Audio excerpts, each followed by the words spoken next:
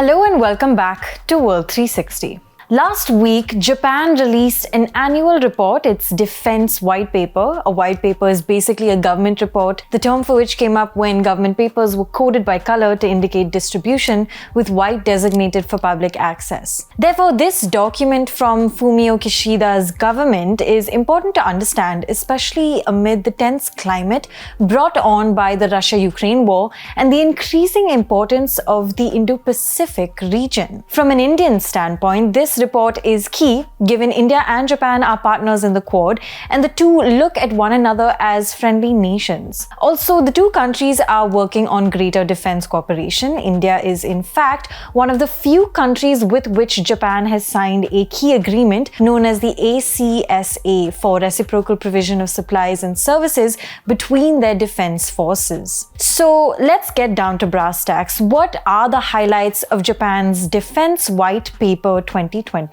1. Long-lasting impact of the Ukraine war on the Indo-Pacific region. 2. China as a major threat to the region. And 3. Increasing Japan's defense budget. The first point is arguably the most important. Japan has highlighted the potentially long-lasting impact of the Ukraine war on the Indo-Pacific region and sees the region as the center of the competing world powers in the future. In fact, last month, Japanese PM Kishida had publicly said Ukraine today may be East Asia tomorrow. The white paper also warns that tolerating Russia's aggression may imply that unilateral changes to the status quo by force are acceptable in Asia and other regions. In short, if the world were to tolerate Russia's invasion, what's to stop countries from taking over other nations by force? That brings us to the second highlight, China as a major threat. Now, Japan views China as a major threat in the Indo-Pacific region and fears a takeover of Taiwan. China has made it clear that it would not hesitate to unify Taiwan by force, further increasing tensions in the region, states the white paper. Japan has also linked the stability of Taiwan to its own security and said the situation must be monitored with a sense of urgency. Now, this is not exactly a new view. In fact, in last year's Defense White Paper from Japan, the country had for the first time explicitly mentioned the situation around Taiwan, breaking years of precedent of not doing so. Now, apart from Taiwan, Japan also views China as a threat in the larger South China Sea.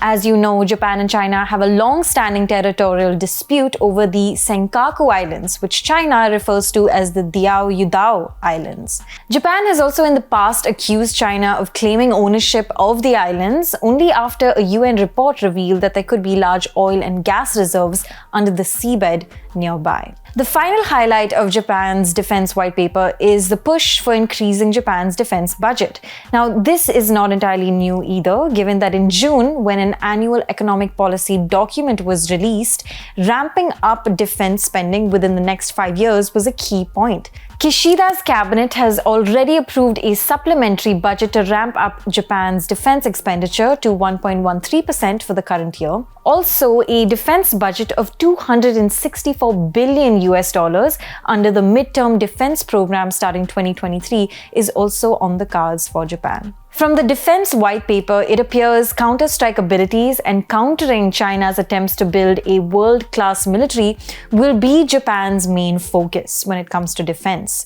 It's also worth mentioning this very interesting term that features in Japan's Defense White Paper, civil-military fusion.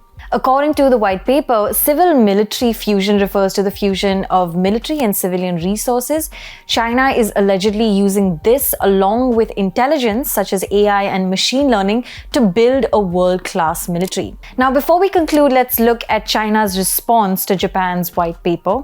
Just last Friday, China's foreign ministry accused Japan of making groundless accusations in its annual defense report and reiterated that Taiwan is China's internal affair. Thank you so much for watching. This is Pia Krishnankutty for The Print. Do subscribe to The Print and follow us on social media.